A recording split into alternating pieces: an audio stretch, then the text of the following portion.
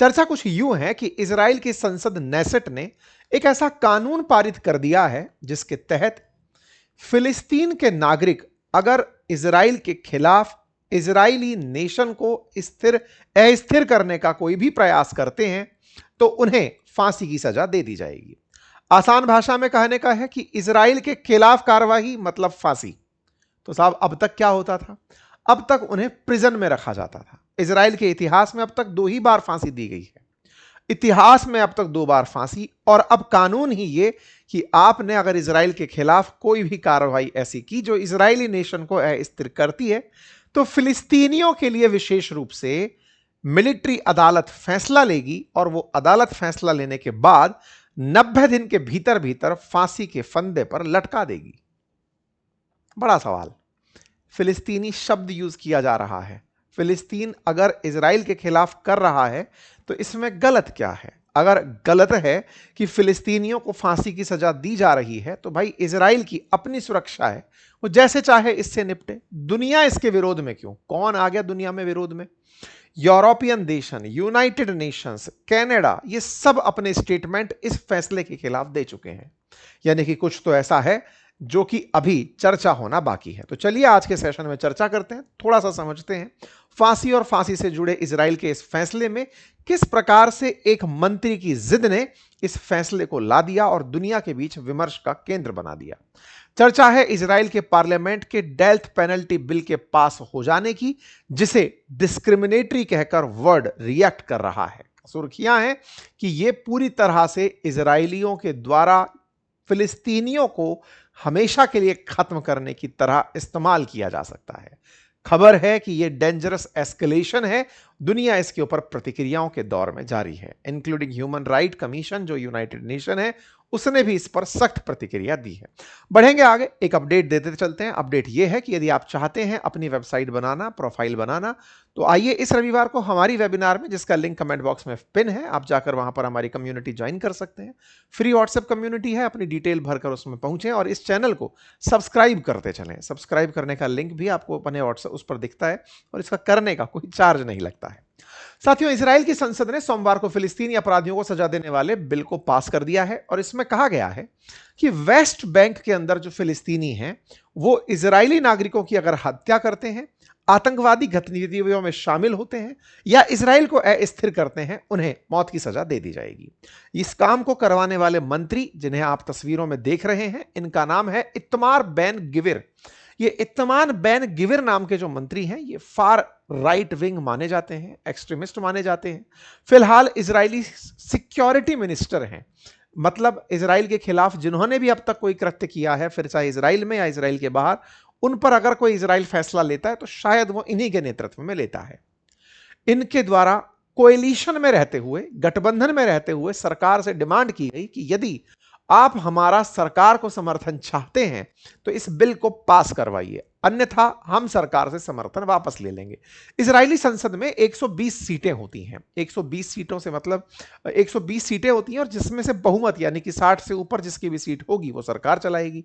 Benjamin Netanyahu की party का नाम लिकुड पार्टी है, जो कि लगभग 32 सीटों के साथ अपना सरकार चला रही है। प्रधानमंत्री नेतन्याहू हैं, लेकिन अन्य सहयोगी दलों की मदद से वो सरकार चलाते हैं। उनमें से ये जो मंत्री हैं इत्मार बेन गिविर, इनकी पार्टी 6 सीटों के साथ नेतन्याहू के समर्थन में है, लेकिन अगर ये 6 सीटें निकाल लें तो सरकार गिर सकती है। वैसे भी अक्टूबर 2026 में इजराइल के अंदर इलेक्शन है, नेतन्याहू की पार्टी फिर से इलेक्शन में होगी और इनके द्वारा लगातार प्रेशर ये क्रिएट किया जा रहा था कि यदि आप मुझे मेरा बिल पास करने में मदद नहीं करेंगे तो मैं आपको सरकार अभी के अभी गिरा दूंगा। तो बस कुल मिलाकर इन्होंने बिल जोर शोर से पास करवा लिया।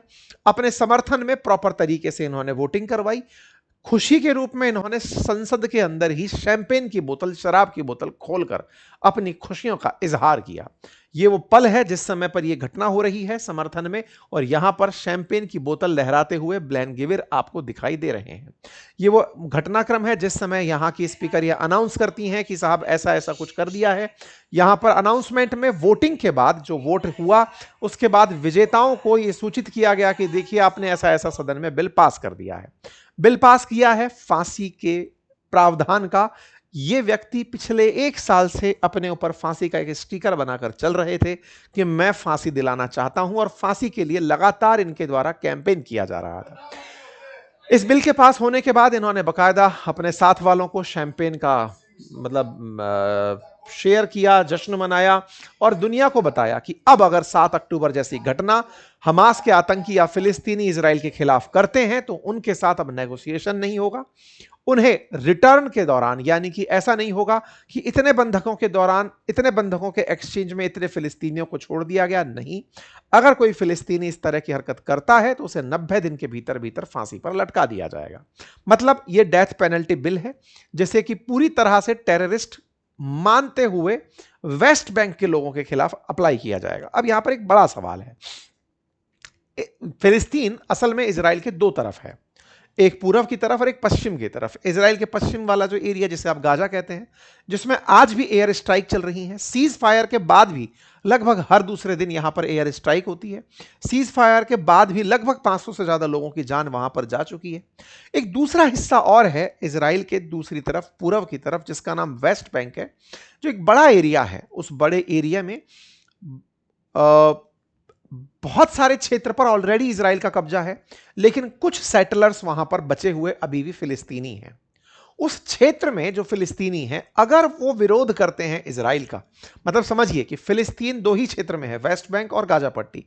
वेस्ट बैंक में भी अब फिलिस्तीन बचा नहीं है, बहुत छोटा सा हिस्सा फिलिस्तीन के पास में है। कुछ कुछ कॉलोनीज सी हैं जो कि फिलिस्तीन के समर्थन में है। अगर वो भी किसी तरह से इजरायलियों के खिलाफ कुछ करते हैं तो उन्हें गिरफ्तार किया जाएगा और गिरफ्तार करके उनको सीधी फांसी पर भेज दिया जाएगा। यहां पर एक तथ्य इस तरह से समझा जाना चाहिए कि ये जो क्षेत्र दिखता है वेस्ट बैंक, असल मायने में इतना क्षेत्र सही मायने में है नहीं फिलिस्तीन के पास। और तो और इस क्षेत्र में ऑलरेडी इजरायली जाकर रहना शुरू कर चुके हैं। तो जो यहूदी यहां रहते हैं, अगर उन्होंने कोई भी कृत्य ऐसा किया जो कि देश को नुकसान पहुंचाने वाला है या कुछ भी ऐसा है जो राष्ट्र विरोधी भी प्रतीत होता है, उसे फांसी भी नहीं है। मतलब यहां पर इस क्षेत्र के रहने वाले लोगों के लिए कानून तो आया, लेकिन इस कानून में साफ था कि अगर फिलिस्तीनी हो तो फांसी, अन्यथा नहीं। यहां की न्यायालय में अगर फिलिस्तीन के इस वेस्ट बैंक के हिस्से में रह रहे यहूदियों ने या इजरायलियों ने कोई भी कृत्य किया तो उनके खिलाफ सुनवाई इजराइल की न्यायालय, जो सिविल न्यायालय है, वो करेगी। लेकिन इसमें रह रहे फिलिस्तीनियों ने अगर कोई भी कृत्य किया तो उसका फैसला इसी क्षेत्र में बनी हुई मिलिट्री न्यायालय करेगी, और वो मिलिट्री न्यायालय इस सिविल न्यायालय के दायरे से बाहर है। 90 दिन के भीतर भीतर उसके आदेश की पालना करनी होगी, उसके ऊपर कोई अपील का प्रावधान नहीं होगा। यही सबसे बड़ा कारण है कि इसे भेदभावपूर्ण बताया गया है। यानी ये बिल्कुल वैसे ही है जैसे कभी साउथ अफ्रीका में हुआ करता था कि यदि किसी गोरे को किसी अश्वेत ने मार दिया है तो अश्वेत को फांसी है, लेकिन अगर श्वेत ने किसी अश्वेत को मार दिया है तो श्वेत व्यक्ति यानी गोरे को कोई फांसी नहीं। बिल्कुल वैसा ही कुछ यहां पर इस क्षेत्र में किया जा रहा है कि अगर किसी ने भी कैसा भी कृत्य किया, अगर वो फिलिस्तीनी है तो फांसी पाएगा, लेकिन अगर इजरायली है तो उसके ऊपर कोई चर्चा नहीं होगी। लेकिन इस पूरे घटनाक्रम में यूरोप के कई देश इजराइल के खिलाफ खुलकर बोलना शुरू किए। यूरोपियन यूनियन के कमीशन ने इजराइल से कहा कि आप इस बिल को वापस लीजिए। इजराइल के इस बिल के विरोध में Australia, Germany, France, Italy, UK, इन सब ने कहा कि यह गलत है, आप फिलिस्तीनियों के खिलाफ ऐसा एक तरफा फैसला नहीं ले सकते। इतना ही नहीं, बाकायदा यूएन की जो यूएनएचआरसी है वहां पर भी इस मुद्दे को उठाया गया। इटली के फॉरेन मिनिस्टर, कनाडा के फॉरेन मिनिस्टर, आयरलैंड के फॉरेन मिनिस्टर, तमाम देशों के द्वारा इजराइल के इस एक तरफा फैसले को, इसमें एक तरफा क्या है, एक तरफा यह है कि उस वेस्ट बैंक में रहने वाले इजरायलियों पर यह कानून लागू नहीं होता। एक तरफा यह है कि यह फिलिस्तीनियों को हटाकर वेस्ट बैंक पर कब्जाने की नीति है। वेस्ट बैंक जो दुनिया को दिखाया जाता है कि यह फिलिस्तीन का है, वास्तव में इजराइल अब उसे इस कानून के माध्यम से पूरी तरह कब्जे में ले लेगा। इस कब्जे के विरोध में पूरी तरह से प्रतिक्रियाओं का दौर दुनिया में जारी है, लेकिन इजराइल पर इसका कोई असर नहीं है। असर क्यों नहीं है? अगर इसका बैकग्राउंड देखा जाए तो असल मायने में लगातार इजराइल ये कहता आ रहा है, नेतन्याहू के और हमास ने भी इस घटना का मतलब विरोध किया है और कहा है कि इसको रोका जाना चाहिए।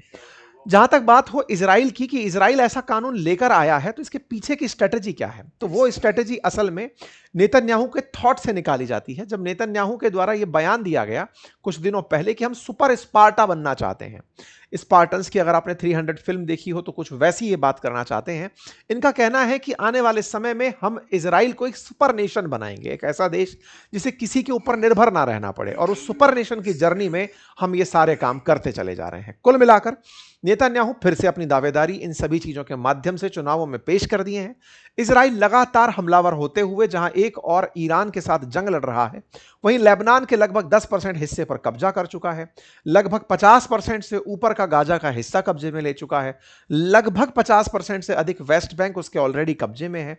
कुल मिलाकर इजराइल अपने तमाम प्रयासों से अपने क्षेत्रफल में वृद्धि करते हुए बढ़ता चला जा रहा है। यह था कुल मिलाकर अपडेट। उम्मीद है आप लोगों को यह जानकारी पसंद आई हो, अपने साथियों से साझा करें। बाकी इस विषय पर आप सोचते क्या हैं, अपनी राय कमेंट बॉक्स में जरूर रखें। चैनल पर नए हैं तो सब्सक्राइब कर लें, और हां, अगर आप वेबिनार ज्वाइन करना चाहते हैं तो लिंक कमेंट बॉक्स में पिन किया हुआ है, वहां जाकर हमारी कम्युनिटी ज्वाइन कर लें। बहुत बहुत धन्यवाद।